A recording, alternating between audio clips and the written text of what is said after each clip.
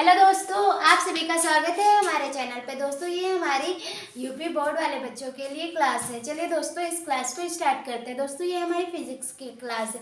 चलिए आज का टॉपिक हम देखते हैं कि प्रकाश किरण पुंज क्या होता है। दोस्तों जब एक ही तरफ को हमारा प्रकाश जाता है उसे हम क्या कहते हैं? प्रकाश किरण पुंज कहते हैं। देखिए दोस्तों कैसे लिखेंगे। जब प्रकाश की सभी किरणें एक तरफ को जाती हैं, प्रकाश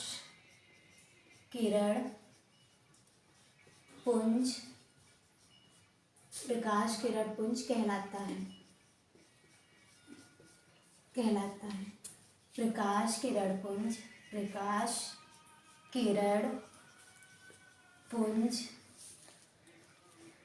तीन प्रकार का होता है। दोस्तों चलिए देखते हैं। आपको पता है कि प्रकाश किरण पुंज क्या होता है? नहीं पता है तब भी देखिए, अगर पता है तब भी देखिए, क्योंकि इससे आपके बहुविकल्पी बनेंगे। और बहुविकल्पी के साथ साथ आपका जो आगे का चैप्टर है, जो टॉपिक है, उसमें भी आपको पता होना चाहिए कि जो हमारे प्रकाश किरण पुंज है वो क्या होती है, और जो प्रकाश किरण पुंज के तीन पार्ट होते हैं वो क्या होते हैं। चलिए देखते हैं। जब देखिए जब प्रकाश की किरणें एक ही दिशा में जाती हैं उसे ही हम क्या कहते हैं? प्रकाश किरण पुंज कहते हैं। जब प्रकाश की सभी किरणें एक ही तरफ जाती हैं या एक ही दिशा में जाती हैं, प्रकाश किरण पुंज कहलाता है। प्रकाश किरण पुंज कितने प्रकार का होता है दोस्तों? तीन प्रकार का होता है। पहला अपसारी, क्या होता है? अपसारी। फिर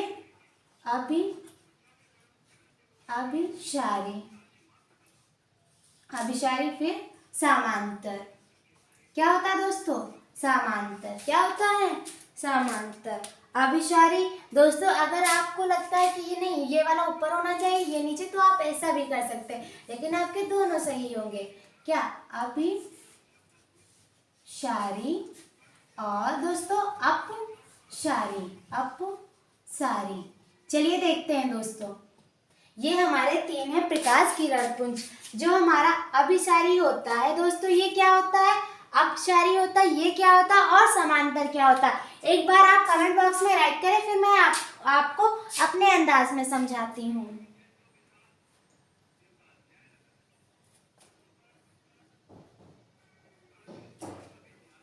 चलिए दोस्तों देखते हैं। दोस्तों ये हमारा जो बिंदु है और एक ये हमारा बिंदु है। दोस्तों जब सारी किरणें, देखिए दोस्तों, जो प्रकाश की किरणें चारों तरफ से एक ही बिंदु पे आती हैं। देखिए दोस्तों, ये चारों तरफ से प्रकाश की किरणें आ रही हैं, लेकिन ये कहाँ मिल रही हैं? एक ही बिंदु पर मिल रही हैं। ओके दोस्तों, कहाँ मिल रही हैं? एक ही बिंदु पर मिल रही हैं। ये हमारा क्या होता है? अपसारी होती हैं किरणें। क्या होती हैं दोस्तों? जब अपसारी किरणें चारों तरफ से आती हैं, एक ही बिंदु पर मिलती हैं, तो वो हमारा अभिसारी होता है। क्या होता है दोस्तों? अभिसारी। और जो अपसारी होता है दोस्तों, वो एक बिंदु पर हमारी प्रकाश किरणें होती हैं और चारों दिशाओं में जाती हैं। ओके दोस्तों, चारों दिशाओं में आप जाएंगे एक बिंदु से, ये हमारा अपसारी होगा। और पहले हमारा क्या था दोस्तों? अभिसारी था। चलिए दोस्तों अब देखते हैं समांतर। क्या देखेंगे दोस्तों? कि समांतर किरणें क्या होती हैं। चलिए देखिए ये लाइन, और दोस्तों इसके नीचे एक लाइन खींचेंगे, ये हमारी समांतर किरणें हैं। ओके दोस्तों, ये हमारी समांतर किरणें हैं। तो आपने देखा कि प्रकाश किरण पुंज क्या होता है। क्या देखा आपने कि प्रकाश किरण पुंज क्या होता है? जब प्रकाश की किरणें एक ही दिशा में, जब प्रकाश की सभी किरणें एक ही दिशा में जाती हैं या एक ही तरफ को जाती हैं, वो क्या होता है? प्रकाश किरण पुंज होता है। फिर आपने देखा कि प्रकाश किरण पुंज तीन प्रकार का होता है, अभिसारी, अपसारी और समांतर होता है। चलिए दोस्तों स्क्रीनशॉट लीजिए, फिर मैं आपको पढ़ाती हूँ कि प्रकाश का परावर्तन क्या होता है। जल्दी लीजिए।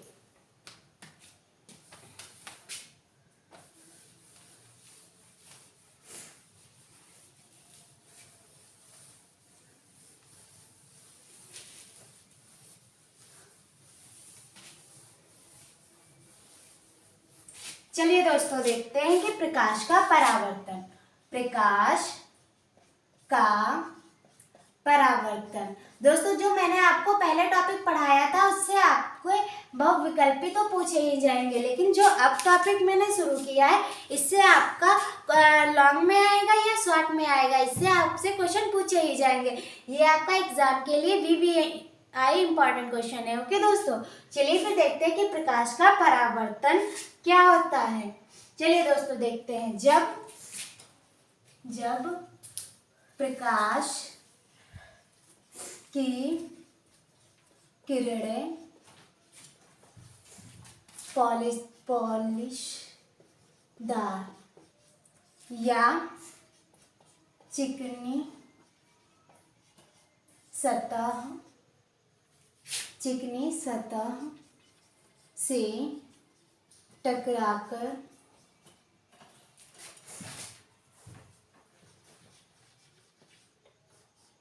वापस उसी माध्यम में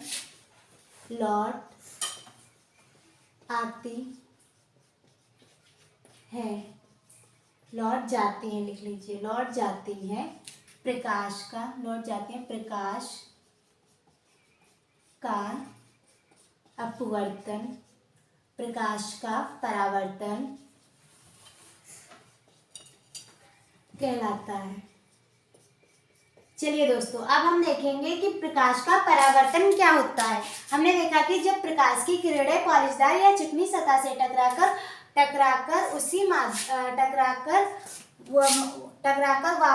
माध्यम में लौट जाती है, क्या होता है? प्रकाश का परावर्तन कहलाता है। देखिए दोस्तों ये हमारी क्या है? ये हमारी चिकनी सतह है। इस पे हमने अब क्या कर दिया? पॉलिश कर दिया। क्या किया दोस्तों? पॉलिश किया। ये हमारा M2 है और ये हमारा M1 है और ये हमारा दोस्तों ये हमारा बिंदु है। और उसके बाद यहाँ ये हमारी प्रकाश किरण आई और टकराई और जैसे आई उसी माध्यम में टकराकर वापस लौट गई। तो आपने यही तो लिखा है कि जब प्रकाश की किरणें किसी पॉलिशदार या चिकनी सतह से टकराकर उसी माध्यम में वापस लौट जाती। देखिए यहाँ से आई और टकराई, उसी माध्यम में वापस लौट गई। ये हमारा क्या होता है? प्रकाश का परावर्तन होता है। दोस्तों बीच में हमारा क्या होता है? अभिलंब होता है। लिखिए जल्दी से, अभिलंब। ये हमारा अभिलंब है और ये हमारा आपतित किरण है, आपतित किरण। और ये हमारी क्या है दोस्तों? परावर्तित किरण।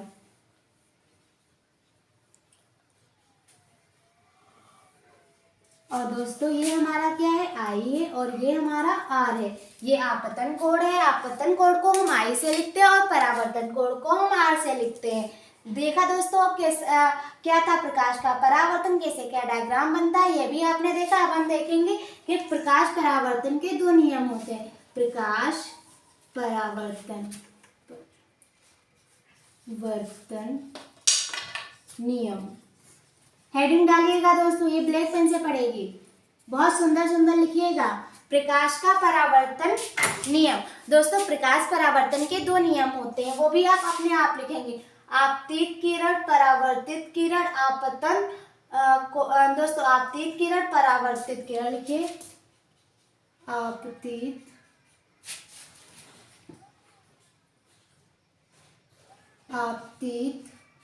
किरण, परावर्तित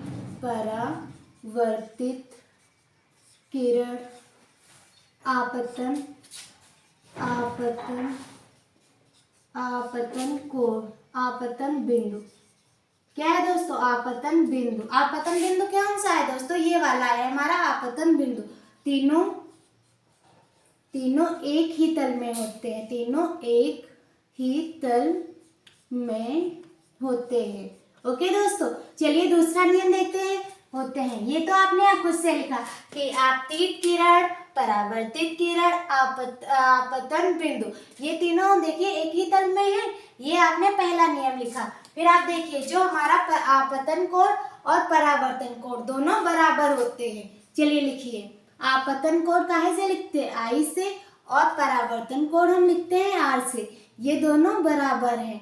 तो अब हम क्या लिखेंगे, आपतन कोण परावर्तन कोण बराबर होते हैं। दोस्तों अगर आपको मेरी वीडियो अच्छी लगे तो शेयर कर दिया करिए। चलिए दोस्तों देखते हैं कि प्रकाश परावर्तन क्या होता है। जब प्रकाश की किरणें किसी चिकनी या पॉलिशदार सतह से टकराकर उसी माध्यम में वापस लौट जाती है, प्रकाश का परावर्तन कहलाता है। प्रकाश परावर्तन के नियम देखिए। पहला, आपतित किरण, परावर्तित किरण, आपतन बिंदु, तीनों एक ही तल में होते हैं। फिर आप देखेंगे कि ये जो हमारा क्या है, ये हमारा आपतन कोण और परावर्तन कोण ये बराबर होते हैं, ये सदैव बराबर होते हैं। एक बराबर के आगे लिखे सदैव बराबर होते हैं। ओके दोस्तों, चलिए तो मिलते हैं कल की क्लास में। कल की क्लास में हमारा गोलक क्या होता है और उत्तल दर्पण क्या होता है, अवतल दर्पण क्या होता है, ये सब हम कल की क्लास में देखेंगे। तो मिलते हैं कल की क्लास में, तब तक के लिए जय हिंद जय भारत।